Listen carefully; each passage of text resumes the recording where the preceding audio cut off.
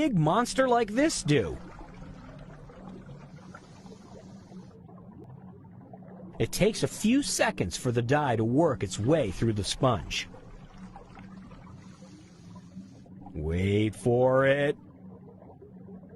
But then it pours out like smoke from a chimney.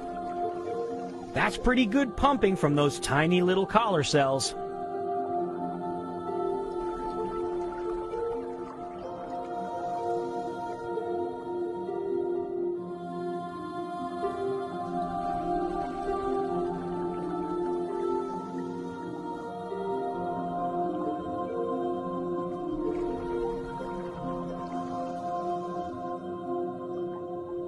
You know what? This guy should be taped out for his girth and weight.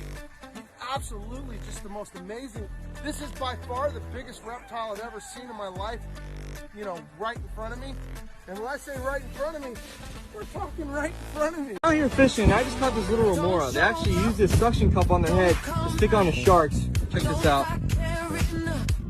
He's chilling. He is stuck on there. Oh, popped right off.